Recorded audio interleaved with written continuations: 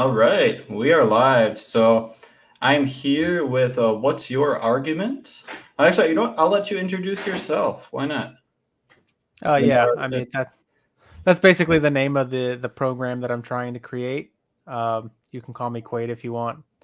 That's what I go by, and the reason that I do something like street epistemology is I just want to get an understanding for the reasons that people have for their beliefs. I think that's probably why a lot of people do street epistemology, but specifically I like to map arguments. So my method is usually to understand the claim.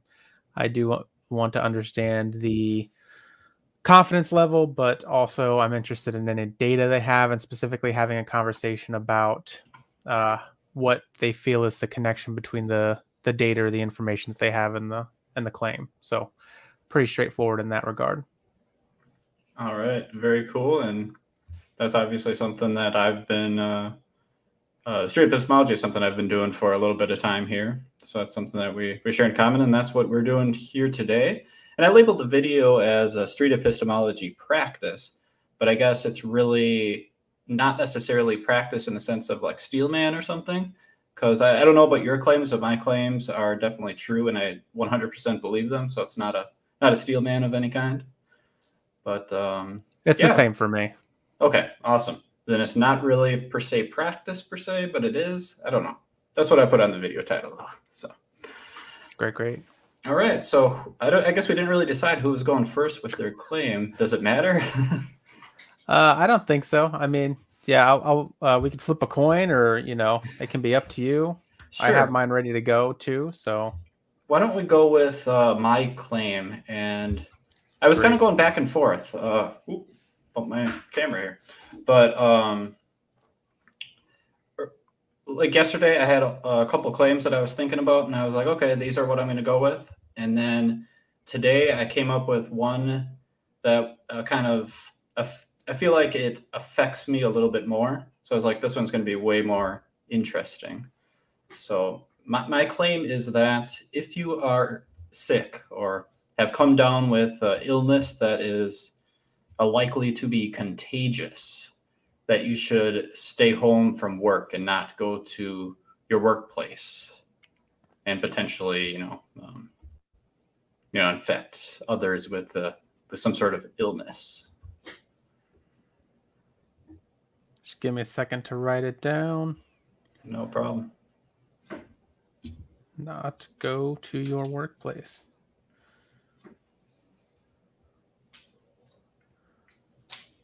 Okay. If you don't mind, I kind of want to just try to do it as close to, I feel like, the way that I would do it if I was talking to somebody who was maybe less familiar with street epistemology. Yeah, of course. So I thought maybe as kind of like establishing some rapport, as we kind of want to do, I thought I might ask, like, what's a bit of knowledge that you've learned recently? Oh, okay. That's like that's just really interested you, or that you think is really important. Okay. So good. I mean, do you think you could, is there anything that do you think you could think of to? So you kind of want to, you want me to kind of answer that question and kind of restate my claim? Is that the no.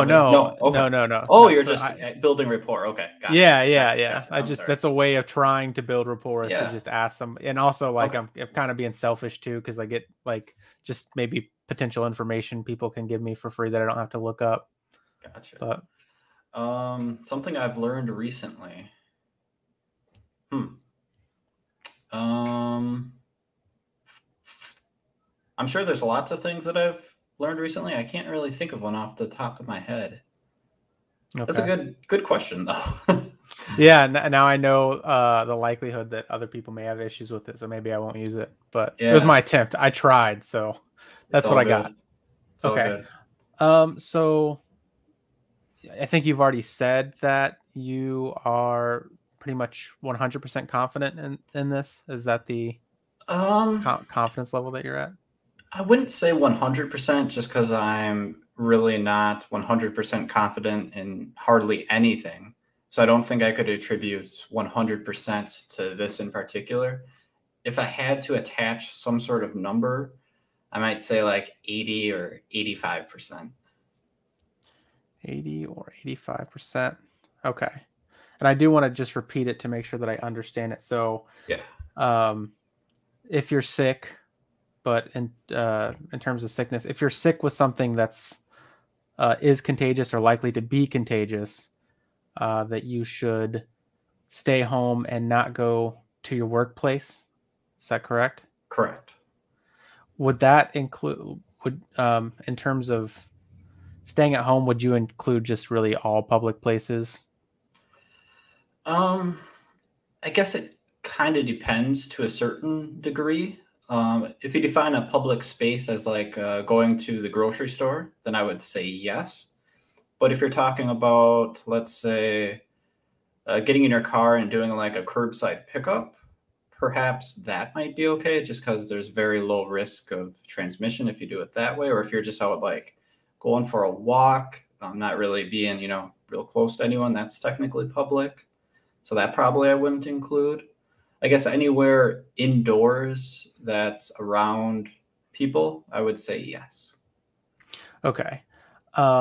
So basically any place where you're likely to come into a high amount of contact with other people. Is that a fair way to put it? Okay. Yeah, All right. I would say that's fair. So maybe you could go outside to a park or something, or again, like you said, like pick something up from the curb. That's going to reduce your contact with other people. So it really is about contact with other people. Yes. Is that correct? Okay. Correct. And so we have a 80 or 85% confidence level in that. So now what like information or data or experiences lead you to believe that this should happen? So we're talking about a should, like, so kind of a moral stance, but maybe we could let's talk briefly about maybe what you mean by that, by should. What do you mean when you say should? I would say it is a moral kind of thing, stance, I guess you could say. Just because, like, you wouldn't go out and if you had the magic ability to like shove an illness onto someone, I mean, that would be immoral for you to do that. Like if you had somebody you didn't like and you just like could magically get them sick, that would be super immoral.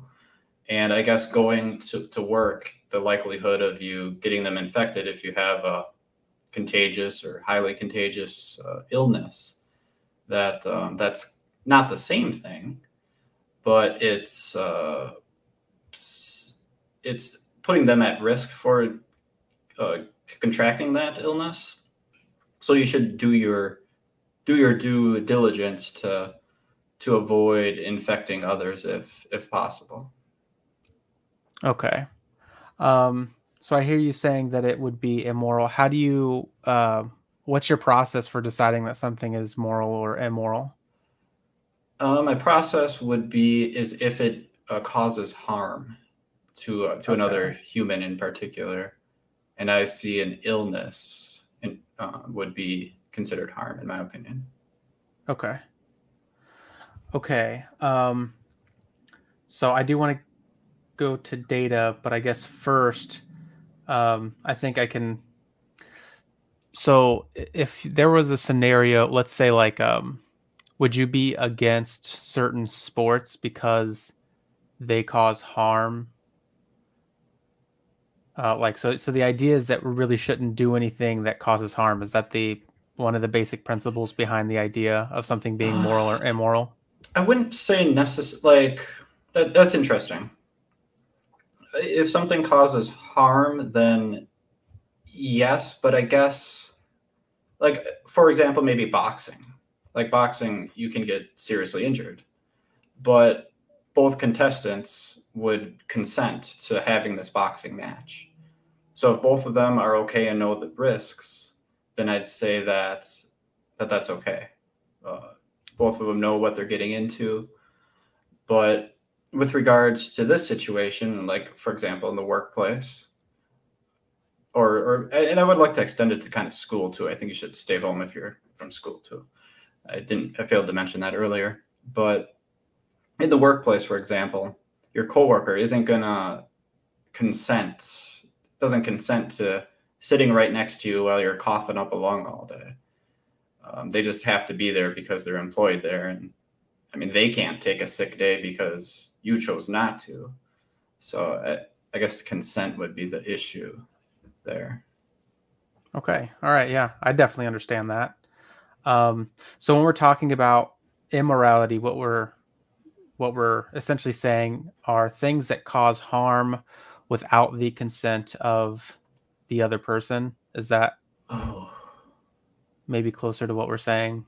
Oh, I feel like it's closer.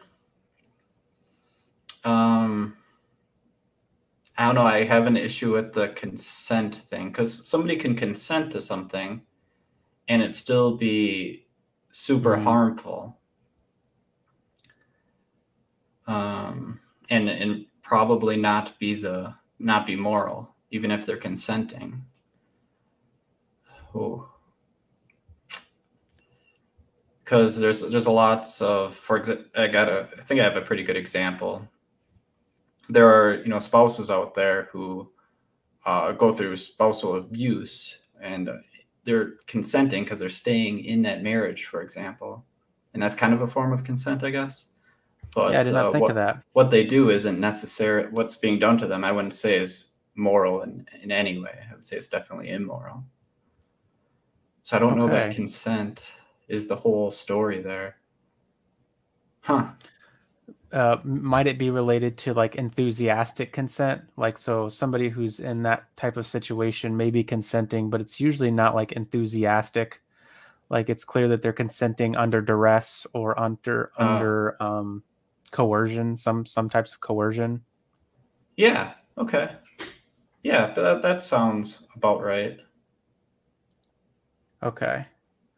Causes harm. So what we have is that it causes harm to those not giving enthusiastic consent, let's say for now.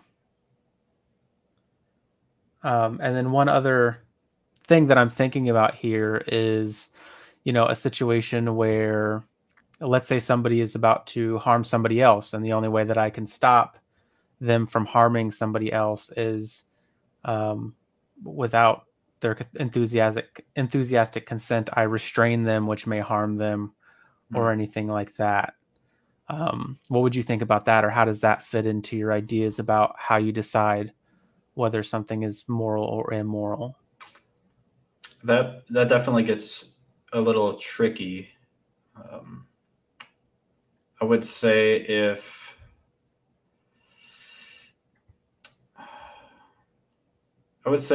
your actions prevent more harm than you're doing, then I would say it would be moral. Okay. So it's really, so now we have the addition of it should reduce the amount of harm being done. Is that? Yeah. I mean, ideally, you'd be able to resolve it without any harm. That would be the ideal situation. But if that situation doesn't exist, then I'd say the next best thing would be to reduce harm. Yeah. Okay. All right. So I think I got a sense of what you mean there. And then, so now I'm wondering what data or information or experiences you have to lead that your claim here basically fit a situation. There are situations in which that kind of fit your idea of immorality and the idea of going out into public with a contagious disease, how that scenario fits that. Or do I need to say that again? Was that too confusing? That was pretty confusing for me. Yeah. Okay. All right. So what data do you have that to you proves that if you are in fact sick, that with a contagious disease, that you should stay out of kind of like high frequency public places?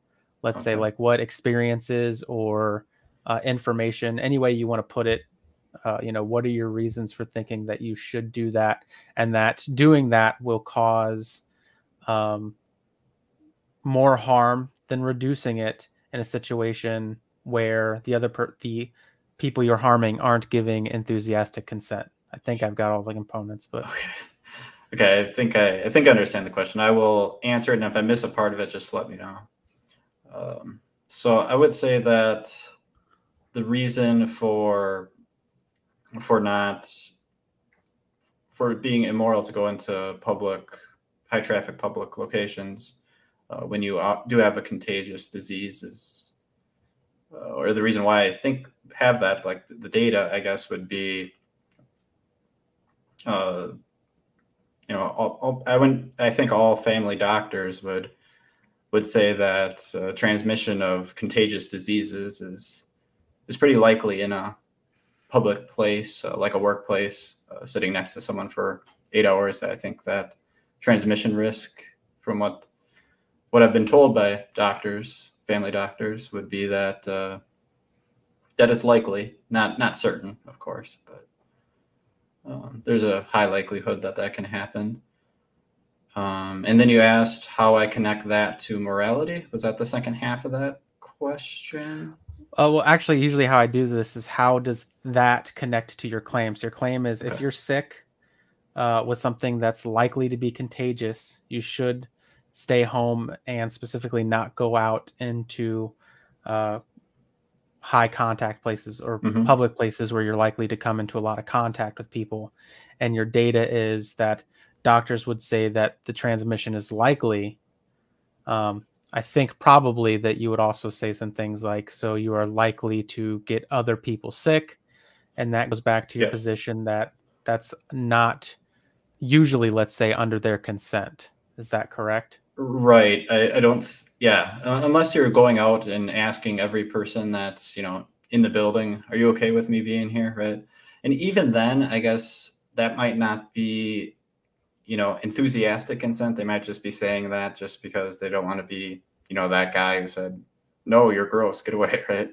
Nobody wants to be that person. But so I would say that's I would say that's immoral to go out and spread diseases. Okay. Did that answer it? I hope that answered it. I think it absolutely answered it. I have some other questions here. So one would be like your stance on biological warfare. Would you then say that that is, so if there was a scenario where, say, there was an army of people who I felt, or that it was clear that they were doing a lot of harm, and I could get myself sick and kind of like be a, what are they called? I could be like a Trojan horse? Yeah, sort of. And I can give that army the disease, which will reduce their numbers greatly. Would you disagree with that situation? Okay.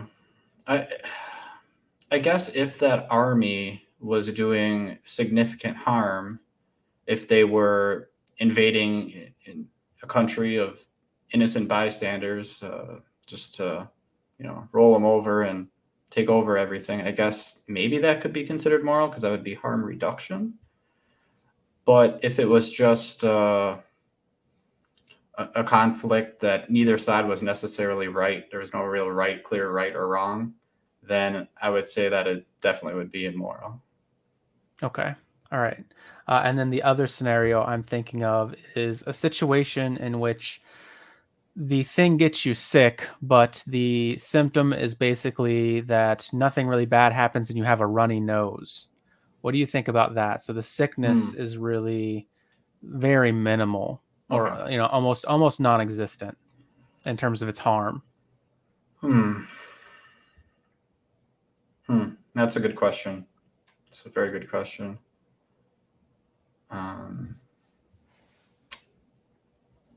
I guess the harm would be pretty much just an inconvenience. But at the same time, is inconveniencing someone immoral? Maybe. I don't know.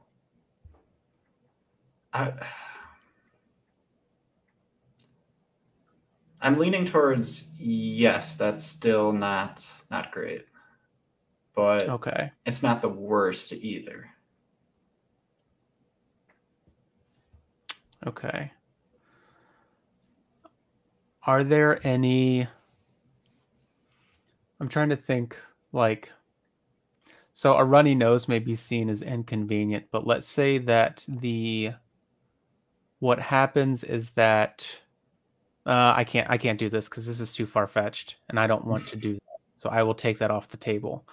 I'm trying to think of something realistic in which there's a virus that it does something to you, but it's not, it's again almost not harmful or not at all harmful. And the thing that it produces, or let's do this, let's say that there's a virus that has overall positive benefits. Would you say that that's still immoral?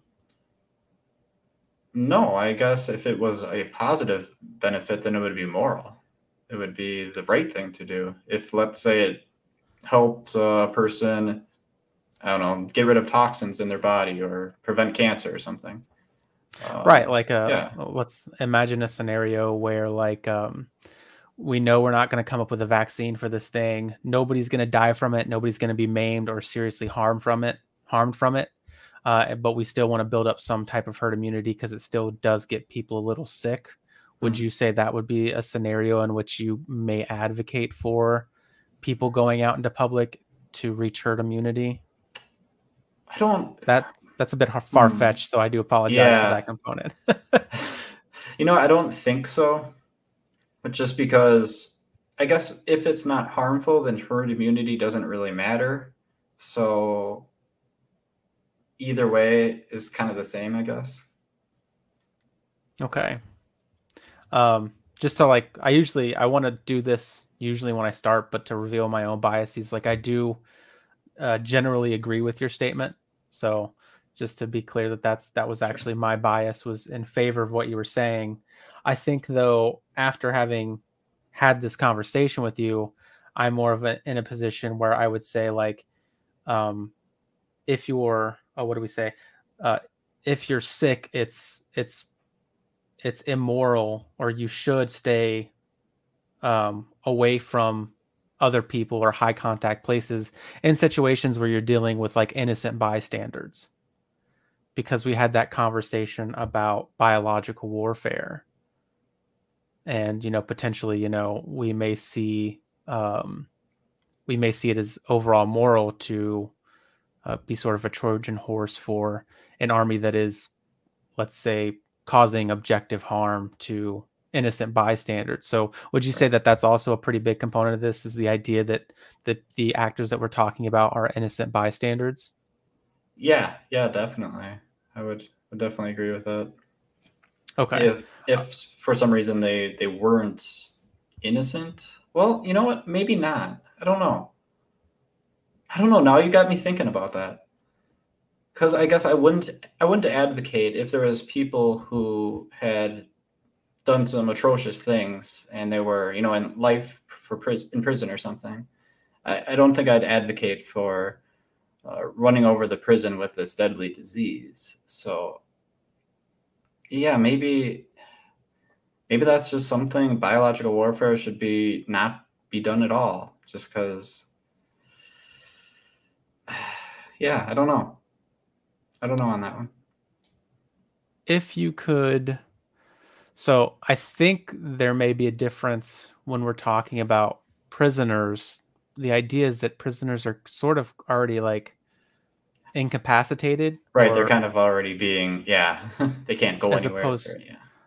Right, as opposed to an active army. I'm wondering if that is still your position, even with an active army. Is your thought now like it doesn't matter, even if we're like, I know this is like the extreme. I hate to do this on some degree, but Nazis, right? Let's say we're just full-blown Nazis. We're talking about Nazis, and we know the only way to stop them, or one of the best ways to stop them. I actually think there might be some historical truth to this apart from the idea of the Trojan horse. But let's say you can give yourself a disease or another soldier is participating to give themselves a disease and be a Trojan horse and give that to the Nazi army to prevent them from expanding, would you condone or endorse that?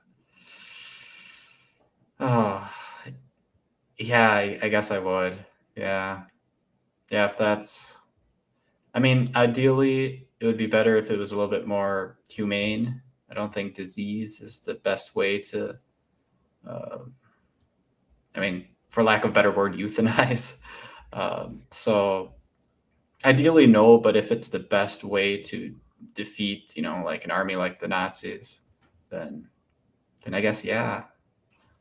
Okay, so we want to, if I'm understanding correctly, we want to avoid going to public places in situations where the public isn't actively like trying to, I guess, harm humanity or Yeah. harm other people. Is that sort of the idea there?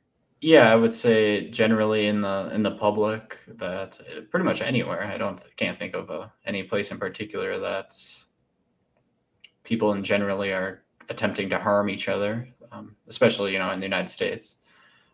So yeah, I would say everybody in the public is just a bystander, not really actively harming anyone. Okay. Does that answer your question? Was that your question? Absolutely. Okay. No, I think it absolutely did. Yeah, I hope so. Yeah, I mean, like, I understand it. So, or like, to me, I understand it. Like right now, my brain is telling me I understand what you're saying. Whether or not I actually do, may be another thing. But just two final questions here then. One would be, what is your confidence in kind of like that new statement, this new idea of not going into public places with a contagious virus or a harmful contagious virus in a situation where that the people in that public aren't like actively trying to harm others? What is your confidence that people shouldn't go into public places where people aren't actively harming others? I think now that the claim is a little bit more specific, and I think if anything, my confidence is a little bit higher. I would say, I think I said 80 to 85% before, and I would say 85 plus now, maybe. Definitely on the higher end. All right. And then, so has your confidence changed on your original claim? So the original claim being, if you're sick, and that sickness is likely to be contagious, you should not go into basically public places, I think, unless you want to. I guess on the original claim, just because there is that possibility that there's a completely benign, mostly completely harmless disease. I don't know that such a thing exists. Maybe it does, maybe it doesn't. I guess if it does exist, maybe it's something that we'll never discover because nobody wants to look into something that doesn't matter. But I guess yeah, maybe... I don't know if it does exist. I'm sorry about that. I should not have brought that up. Not a problem. But yeah, I guess potentially it could exist. And I guess my confidence is a little lower, maybe on the 80%, somewhere in there. I guess it piggybacks on the claim that if a disease exists that, is harmless. But Okay. All right, great. I think that was and I also would like to say that like I agree with you. Like in terms of the claim that we ended up on, that's about where I was at. I think that there's an interesting conversation to just be had in the open about biological warfare and like the ethics of that, which I just might not be smart enough to have as well. But generally, I do agree with you. Okay, cool. While talking, has your confidence changed at all? On that topic? Yeah. Once I started to bring up the idea of something that a virus or some type of contagious virus or bacteria that improves or can be beneficial, I think I started to I think I might actually be where you were at with the 80 to 85%. I might have actually, to be honest, I was probably above that. Okay. Maybe I need to be less frugal with my confidence scales, or I need to be more conservative about my confidence scales, because I thought you were going to be in like 90 plus on that, which is where I was. Sure. And I think I still think I might be there, just in terms of the fact that, especially having seen it now with COVID, I think you get to see a little bit of that, and you get to see some of the repercussions in kind of real time, first time going through a pandemic, and really feeling like there's something largely unethical about knowingly making other people sick against their enthusiastic consent, without their enthusiastic consent. Yeah, absolutely. Yeah, we've definitely seen that in the past year and however many months. Yeah. But okay, yeah, that was great though. That was great. It was awesome. Yeah, okay. Thanks for that. I appreciate that. Yeah, no problem. I think you did really good. Thank you. Okay, so I guess we can begin to move on to a claim of yours, and I'm going to get my note cam all up here. See how well this works out. If I can remember how to do this. Right there.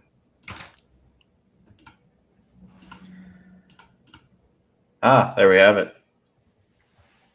I already got your name on there. How do you pronounce your name again? I forgot. Quaid. Quaid. Quaid. Yeah, it's okay. Like Dennis Quaid or Randy Quaid. Gotcha. Okay. All right. Cool name. I like the name. All right. So I'm never good at like randomly building rapport, but we'll consider this whole previous conversation rapport, I guess. But I obviously wasn't good either, so no worries. But I guess if we just kind of want to jump in with whatever you got on your mind today. Okay, yeah. I've been thinking about this for a while too, so it'll be interesting to see where it ends up. So what I have so far is that individuals, and we're on a should claim again, so that'll be interesting, but individuals should accept conclusions reached by scientists and academics in situations where the field is I'm going to change. I had ubiquitous, but I think established may be better. Just found everywhere, really. And there is overwhelming consensus. And I'm actually going to stop there. Yeah, and there's overwhelming consensus. I had a specific percentage, but it's completely arbitrary, and I don't really know what to do with that. So, okay. I lost you a little bit. Individuals. Oh, no.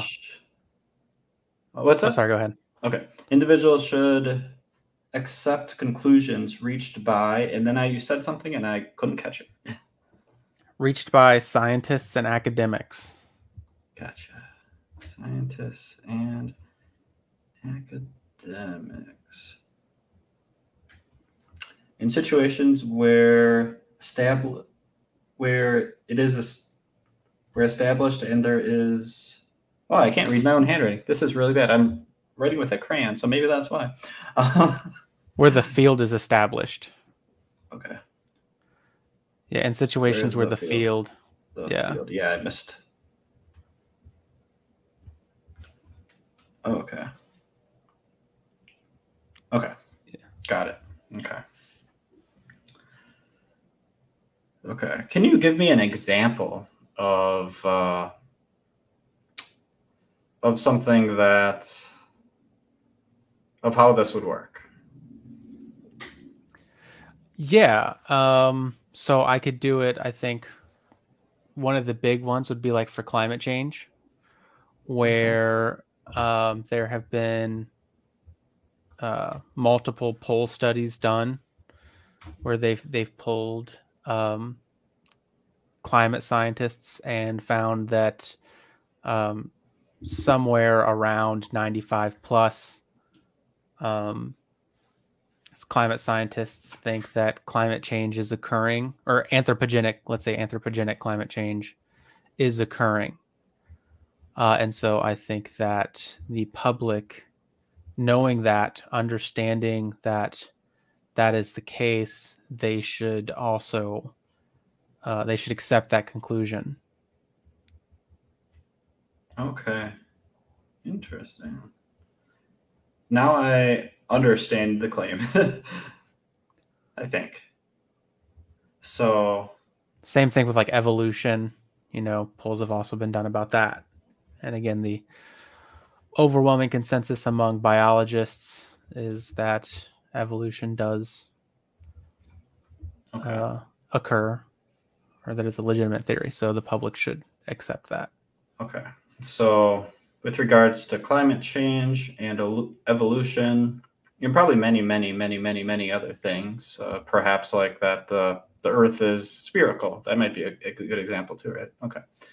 So the public should accept what these scientists and academics are telling them, because they are actually, you know what? I'm not going to finish that sentence. I'm going to let you finish that sentence. Why should the public accept what the scientists and academics say about these matters? Yeah, so I think that their consensus, and again, that's why I said that the field is like, it's important that the field is established, that it's not like a new field. Gotcha. So a field that's been around for a while, the consensus is, I think, likely to be a byproduct of what the consensus is likely to be a byproduct of what the data indicates. So that is, I am anticipating, or I am making the assumption that the experts are looking at a large body of data and coming to similar conclusions because of what that data indicates. Okay.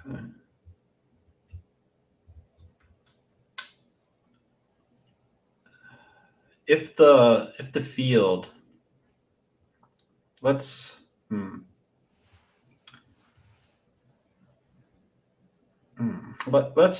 I want to talk about one particular thing, but I don't know if it's a great example. I think I'll give it a shot, and maybe you can come up with a better example if this one kind of falls on its face. So with regards to COVID and its origin, so there was a point where all the virologists, I don't know if I'm even pronouncing that word right, but they all kind of said, hey, there's no way it came from a lab.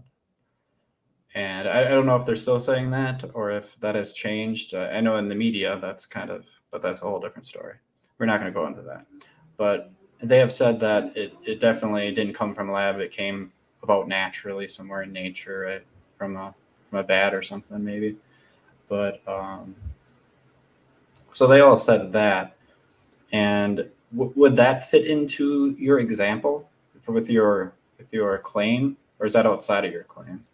No, it fits into it. Okay. Yeah. Now, so go ahead. Oh, okay. Now, there could potentially be a bias with these virologists, right? Because it might affect their funding if they say, yeah, it came from a lab and we made a huge mistake and it got out and all these bad things happened, right? Would that affect your claim then? Like a bias of some sort like that? So for that situation, so it would affect my perception, or it would affect my confidence in my claim if there were a lot, so for instance, if we now had definitive proof that they were in fact being biased, and we're doing so the potential of bias to me is different from actual bias. and that we should have some evidence of actual bias. So I would say in a situation where it's been proven that the their funding or where their funding came from, um, the conclusions that they were reaching were they had a bias towards it because of certain funding or even social pressures, let's say. Evidence of that would start to change my view on the thing. But I guess also another thing is that when it comes to like virologists and epidemiologists, they are working for different organizations, and like as far as I understand, not all the organizations are funded the exact same way. So some virologists work for public organizations and some work for private. Sure. And same thing with epidemiologists. So um, the fact that, and I'm also not sure, I'm not like, when I said that my idea, that concept fits into like my claim, Mhm. um, what I meant is like it fits in, but I'm not sure even what to think about it because I don't know that Okay. there is consensus. I have a general sense Okay. that there is some consensus that um, the virus was not a gain of function virus where the lab actively created a mutated virus that did what it did, and then that leaked from the lab. But I've listened to like maybe 10 to 20 virologists talk about that, and that's it. That's not even close to the whole. There have been no polls done to say definitively that. Okay.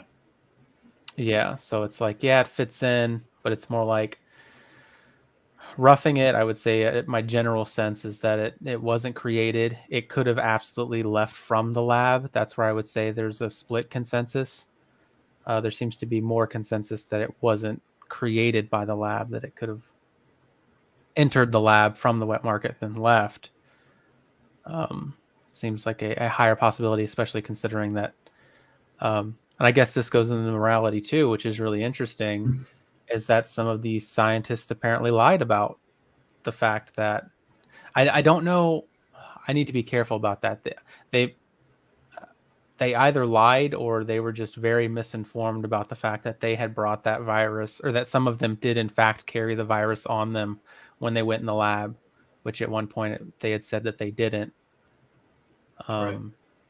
But I can't remember what the exact circumstances were. Sure. Okay.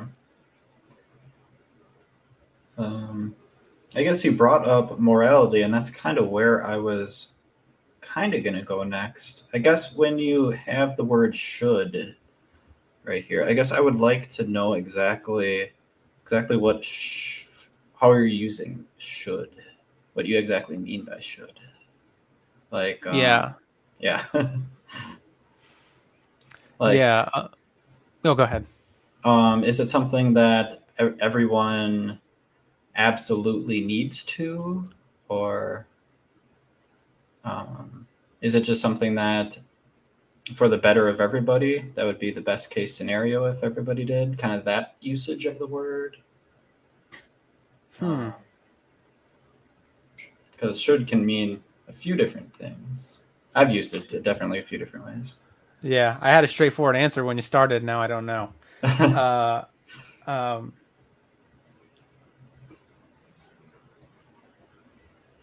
I think that I'll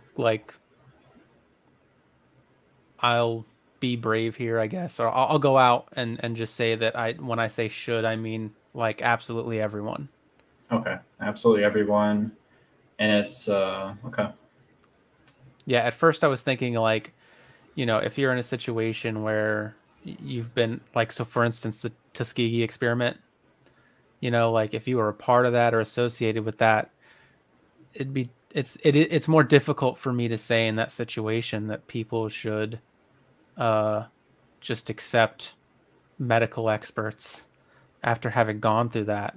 Right. But when I do mean should, when I say should, I mean that it would be ideal if they did, even though I may understand if they don't.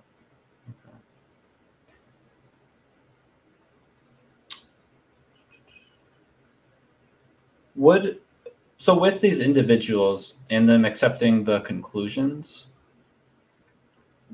I guess accepting conclusions, does that mean not to question those conclusions? No. No, okay. It means just to accept them, and what does it mean then, I guess? Oh, yeah. Yeah, that's a good question. I think what I mean by accept is like accept is the most likely truth. Okay. So not absolutely accept. Yeah, that's a good point. Yeah, I do mean like accept is like the most likely truth. Okay. So there it could still be very well wrong, and there you may still have questions, and that's okay. But the fact that so many experts agree on it, I think, indicates within a certain amount of probability where the data is at, or what conclusions you can reasonably draw from the data, generally speaking. Okay. So individuals should most likely think that the conclusions reached by scientists and academics are true in situations where the field is established and where it has a consensus. Is that a accurate, updated? I would move the most likely to. So individuals should I can't even remember what you said, but I would put the most likely in a different spot. Okay. Should accept it as the most likely conclusion. Accepted. Yes. Okay. Accepted as, yeah. The most likely conclusion. Yeah. Okay, cool. Cool. All right.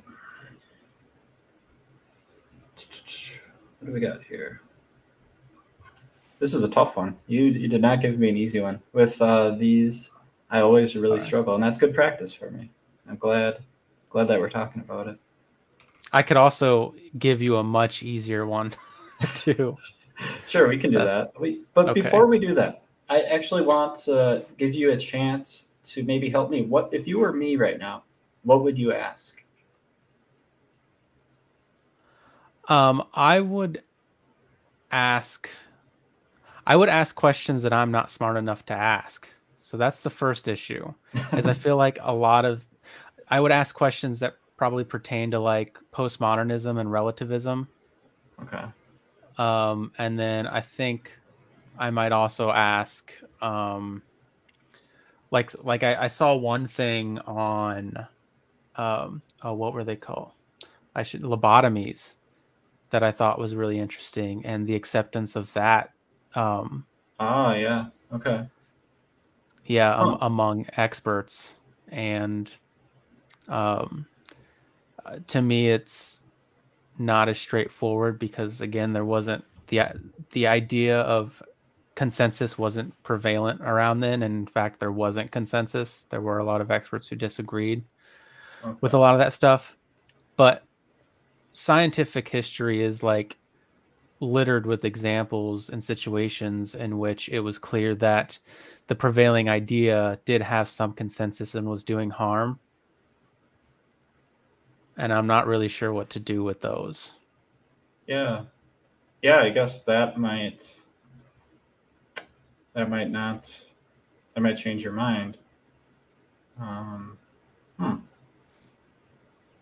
I guess with those situations, if we take an example of one of those things, let's say like asbestos or something, right? A lot of, I don't know if scientists actually studied that. That might be a terrible example.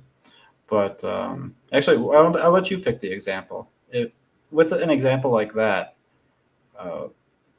would you reword your claim to fit that example, or how would that fit in with it? Yeah, I know you said you didn't know what to do with it, but yeah, I mean, my solution to that was to say like in an established field, and I would like the only way that I could think to modify additionally would be to say like in modern times. So I think that there was. I see what you mean. Yeah. after the advent of modern science. So like there are plenty of examples before modern science that I think would absolutely fit the bill in terms of rejecting those things. I think after modern science, it gets tougher. Do you think there can be a consensus among scientists and academics and where everybody's really sure of it? Like, you know, they pretty much know for a fact, and everybody even believes them. All the individuals that should accept it to be most likely true, they believe it too. But it turns out that it was false. Is that possible? Is it a possibility? Yeah, absolutely. If that is a possibility, then why should we be most likely to accept it as true? Because I think that the differences between possibility and probability. So, yeah, anything like there are a lot of things that are possible, but in terms of probability, we can make a different assessment of how probable that is. So I think the probability that there would be overwhelming consensus in a scientific and academic field now, in this time anyway, and the public agree with it and it be wrong, I would estimate that probability is low. Okay. But it is certainly possible. Okay. All right. I didn't ask you for your confidence, but where is your confidence on this? I always forget to ask. Yeah, I'd say I'm like 95% sure, 95 plus percent sure. I would imagine that hasn't changed at all. It's honestly difficult to say. I think before we started talking about like what claims we wanted to make when we were doing this, I was going to come out with 99%. And then I was just like, man, honestly, and I don't know if this says anything about like who I am as a person, but when you said 80 to 85% for your own claim, sure, I was like, I wonder if I need to be more humble. Like, I wonder if I need to, because the reality is like, I don't have a way to measure and say, yes, it's 90. It is absolutely right to be 95% sure. So, right. Yeah, there isn't really a way to test to see if you're right. There's no test to perform here. I mean, we can look at examples from the past, but also we can find examples in the past that don't exactly support it either. So, yeah, that's a hard thing to measure. That should have been a question I asked. Well, you kind of asked it for me, so awesome. Yeah. All right. I don't think I have anything more on that. Yeah, that's just... Do you want an easier one or? Sure, we can do one more easier one, and okay, we can call it a wrap. I think it's going to be easier. I don't know. We also don't have to do it if you don't want to, but we can. Okay, it's that God, as defined in a specific way, is real or exists. If those are interchangeable?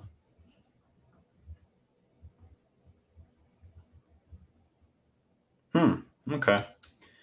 God, as defined in a specific way, is real or exists. Okay.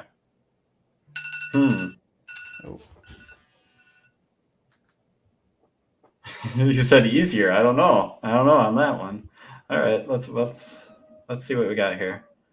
God as defined. Okay. So we're not talking about a specific definition. We are talking about like it's possible that God in some definition exists and is real. Yeah, now I can see that that was poorly worded. So God, with God meaning something that is not necessarily conscious, contains all the knowledge, is omnipresent. Yeah, and yeah, contains all the knowledge and is omnipresent. Okay.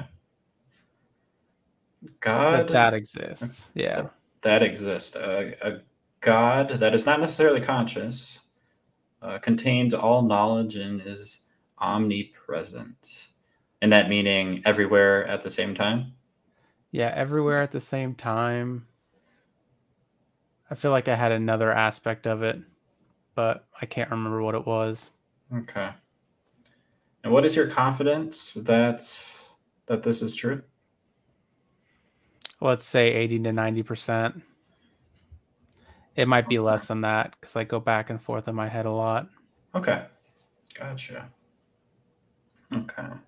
And what does it mean to contain all knowledge? Is that like everything that's in everybody's head, or? Yeah, that's exactly it. Okay. So it's like, I don't think that I can't justify a conscious God. So I imagine one that is everywhere and everything. So everything that is knowledge is an aspect of God. So it contains all the knowledge, even though the thing itself isn't. It can't necessarily said to be knowledgeable or having all knowledge, or being all knowing. Let's say is actually the word. Okay. And what makes you believe this? My meditative practices. Okay.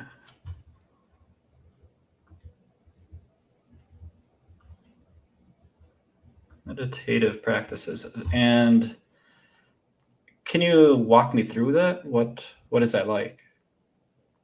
Yeah, so just like I get to a point in my meditation where it feels like my identity kind of falls away, or what people would call your ego, that like falls away, where I'm no longer identifying with a thought or emotion or feeling, that there's just kind of a equilibrium that exists in that conscious space for me. Okay. That is peaceful. That's like peaceful and blissful. And I relate that to the idea of things prior to like consciousness. This is where I'm going to start to sound like Deepak Chopra. I apologize. I'm trying really hard with this one. So no, it's okay. It's quite all right. But yeah, a state prior to consciousness, or prior to not consciousness, cognition. Prior to cognition, where, if you look in space, it doesn't seem like there's peace, or it doesn't seem like there's states of anger or all of the emotional things that we go through. Everything just kind of is. And I feel like when I'm meditating, I'm like tapping into that aspect of the universe in some fundamental way. Okay. That is not very yeah, I'm already having trouble with this, but no worries. Can I repeat back what I think you said? Okay. All right. So you have these meditative practices, and it sounds like they're very peaceful and blissful, which is awesome, by the way. That sounds pretty cool. And they kind of make you feel like a state prior to cognition. I think that might be like because you kind of release all your emotions and just kind of just meditate, obviously, and kind of let be what is, or something. And you kind of don't have any emotion. You're just, I think you said the words "just is," maybe, and you're just kind of meditating, right? So you just kind of are in a state of just existing, right? Does that sum it up right? I feel like I didn't. That is exactly. Yeah, I mean, the fact that you said just existing lets me let you understand what I'm saying. Okay, perfect. So going back to the claim here, so God, well, this was kind of your original one, and then you defined God. So I think if I read it all, it makes sense. So God, as defined in a specific way, is real, such exists, and God meaning containing all knowledge and is omnipresent, so is everywhere and knows everything. So with your meditation practices, is being in a peaceful and blissful state and just existing, is that a good way to determine that a God defined as omnipresent and all knowledgeful existing? Is that a good way to determine that?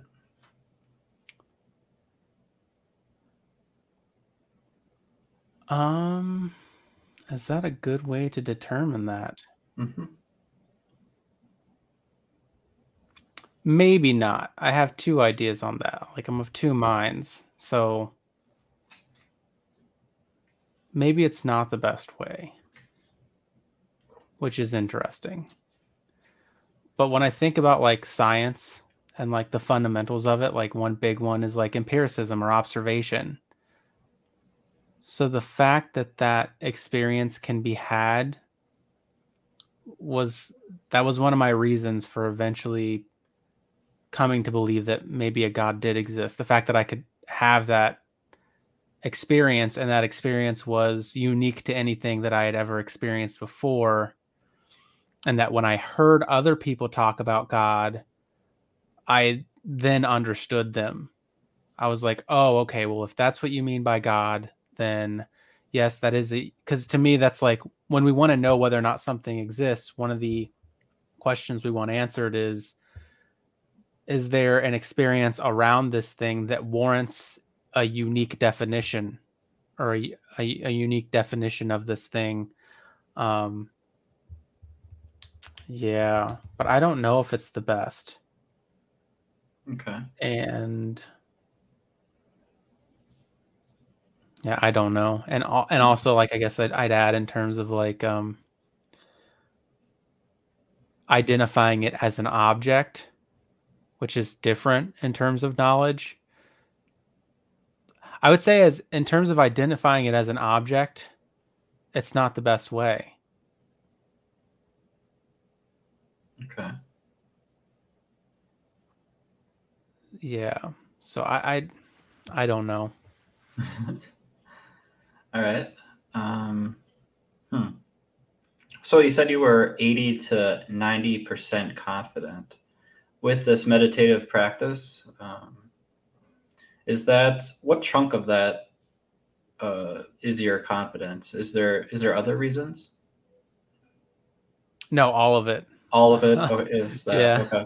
Okay. Yeah, all of it is that meditative practice that puts me at a place of peace. Sure. And when I hear believers talk about God, like there's that passage in the Bible that God's like a still small voice. And so the idea is that you really have to like quiet your own mind to gain access to that thing. That's what I took it as. It can be taken a lot of different ways, but I can understand it when I think about like quieting my own mind. And it sort of feels like listening to me, like I'm listening to the universe. I'm not interjecting myself into it. Yeah. Okay. Do you think that somebody could use meditative practices to come to different conclusions other than a belief about a God or something along those lines? Yeah. Something supernatural? Yeah, I knew that question was coming. Yeah, based off of what you were just saying like a minute ago. And the answer is that they do. Yeah. So they do. Can you give an example? People claim to believe in machine aliens through meditation, or they believe in like chakras and stone Gotcha. or the power of stones and what else, whatever else. Okay. Yep, I understand. Do you think that like for chakras, for example, do you think that people are coming to conclusions that are likely true based off the meditation, like that chakra belief? No. Okay.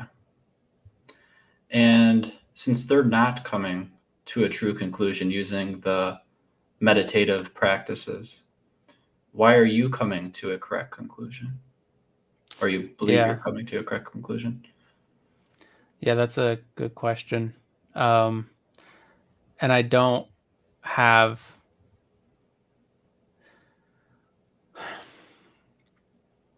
the best answer that I can come up with, which is not a good answer, is that the idea of God to me is more fundamental than all those things in terms of it's a conclusion that's reached more widely, but that does not mean that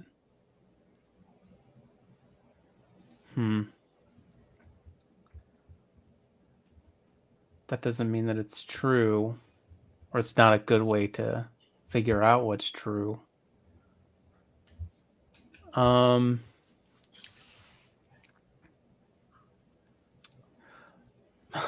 And then my other thought is that it's I'm going to end up using kind of the no true Scotsman fallacy and saying that I don't think they're really meditating.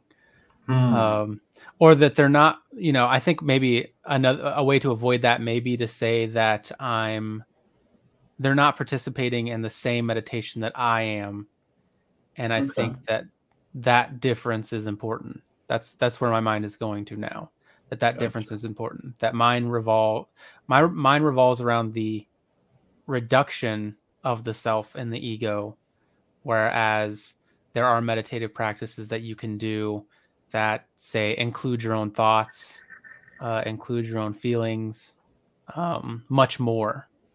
And so you can start to draw a bunch of conclusions from those thoughts and feelings, whereas mine is more related to the concept of like the old Jewish tradition where they didn't even want to like utter the word of God. Like to do that was to really do something you shouldn't do, which is to even make a claim about the thing. So it's a much more limited thing, I guess. Okay. If we were to go over to a part of the world that was super secular, maybe Japan, I think they're pretty secular, and we were to pick someone up, I'd drive my private airplane that I absolutely have. Just kidding, I don't. But I'd fly that down to Japan, maybe meet a couple people, pick up a guy who's an atheist and never even really heard of God. It was maybe something I heard of once or twice, but not really. And he doesn't meditate either. He's just he's heard of it maybe once or twice, never did it. If we fly him over here, have him meet with you, and you teach him how to meditate just like you, and you can observe that he's doing everything correctly and he's taking your instructions very, very well. Do you think that he comes to the same conclusion about this God that you do? No, I think it's possible that he might not. Okay. If he does not come to the same conclusion using the same method, can that mean that the method might not be reliable? Yeah, it can mean that. Okay. Does it? Yeah, so like this is where it kind of gets stupid. And this is like, again, like I told you, to me, this is like more of a softball because I don't really know fully how I feel about it. I did give a confidence scale, but it changes. Like sometimes it's like 0, it's 0%, or it's like 99% that it's not real or whatever, Yeah, like, I understand. But there's a concept called dialetheism, which is the idea that like contradictory statements can be true. So one might reach that state and say, well, there's just nothing. there's nothing there. So you can't say there's a God there because there's literally nothing there. There's not, like, you're not in that conscious space. So it's just kind of, it's more the totality of things. And so really it all amounts to like, there is no God, or maybe they define God in a very specific way that they say clearly that God does not exist. And so therefore that leads them to atheism. And so that's where I'm like, I don't know. I don't know if you can have a situation in which someone defining God a specific way would say, you know, obviously that God doesn't exist and I'm not experiencing that God in that space. So God doesn't exist. Whereas somebody can say, that's a pretty unique experience for me. And I haven't really had anything like it. And when I listen to people talk about God, it starts to make sense to me. And so I come to the conclusion that God does exist, but both can be right. And it's just a matter of like semantics. Okay. Both. You kind of lost me when you said both can be right. I mean, I guess you're meaning that both definitions are actually the same, even though they're using different words. Is that kind of what you meant? Yes. Okay. Okay. Yes. And the way that they're interpreting those things are different. So one person may interpret it as, oh, I see God as like the totality of the universe that I can experience, whole, like in a way where I remove myself from the equation, or I remove myself being like your identification, like identifying with the self. And so I can experience in some way, I can have a fuller experience while not having like my own thoughts, or not my own thoughts, sorry, without having thoughts or feelings or emotions. Like I am just the experience. It's kind of a breaking down of the self. And they can see that as a pathway to a specifically defined God, whereas another person can see that as like, no, you're not there, so you really can't draw any conclusions. You're pure experience. That's nothing. You know, that's when we're not defining things. And so I'm going to define this as lacking even a God. Okay. That's the best. Yeah, that's kind of the best I can do on that. All right. Fair enough. All right. I think I'm going to ask you the last question, and that's just where is your confidence now? I'm not going to lie. I'm feeling pretty like unconfident about it. I'm not feeling confident about it anymore. Okay. Especially in comparison to the last claim I made. I felt way more confident about the last claim. Sure. Yeah. I don't know if I mentioned this earlier, but yeah, I think I agree with you on your last claim. So I think that might have been why it was difficult for me to even come up with questions, just because I agreed with you. So yeah. It's sometimes hard when you are in agreement. It's difficult. Yeah, that's why I figured you might not agree on this one as much. No. Yeah, I do not. So I thought I'd throw that one out because I've just been thinking about it, and I go back and forth, and I'm not really sure. Most days I just bother not to think about it. So. Sure. What I thought was kind of interesting is when we were talking about kind of connecting the your meditative practices to the claim. I heard you say "I don't know" a few times, and I guess that was interesting because you had the 80 to 90%, yet you were saying "I don't know" a lot. So I guess I kind of wonder about that. If you're saying "I don't know," is that more of should that be a lower percentage rather than the 80 to 90? I know you said your confidence changes all the time. Yeah, I mean, like right now I'm at 20%, I think for the same reason, because I noticed how much I think something can happen to people when you get inside your own head about something, especially when it involves emotions, that those emotions can really start to distort your ability to notice that you don't have clear thinking, or that you're not thinking clearly about something, or Sure. that you're missing a lot of steps, basically. Mm-hmm. Yeah. Because it is a highly emotional experience. You know, that's part of the issue, is that it's highly emotional and impactful. And that's usually what people say when they believe in God, you know, that they're having those experiences. But you know, ultimately, in terms of what you can, like, there's an idea of what Kenneth Burke calls like literal versus metaphorical truth. So the idea that something can be metaphorically true, and we use metaphors all the time, and still, even though we're using metaphors, we say that that thing's true, but that's separate from like literal truth. And so in terms of like literal truth, it's clear that the knowledge gaps are there. I've been messing around with the concept of like a metaphorical truth when it comes to God. But I think that yeah. But I think that kind of, I haven't thought about it enough or read enough to really say more than that, though. Sure. Okay. I think that wraps up everything that I wanted to ask anyway. So awesome. All right.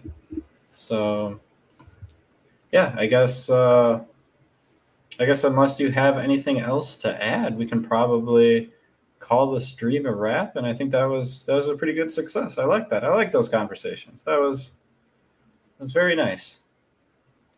Yeah. Me too. This might be something that doesn't matter whether it's live or not, but like, how do you usually find people to interview? I know that you do sure. you do a lot of like video analysis, basically. Yeah, that the what would Pierce ask. That's kind of like kind of similar to your videos, actually. I haven't watched many of them, but I did watch one of them, and it's kind of similar to that in a way. You're more critical and analysis, where I'm just kind of like, what would I ask them to make them question what they're right? So, but in the way, it's very similar. But with regards to your question of where I find people, it's pretty much all just Facebook. I'll just go out there and make a post and see if anybody wants to talk about anything. But yeah, it's difficult though. Yeah, I might go through a bunch of different posts, and you know, I might make 10, and I might find one person maybe if I'm lucky. So. Oh, that's helpful to me to think about, because I have similar experiences. Do you have a preference? Like, which one do you prefer doing more? In terms of like live versus the video commentary?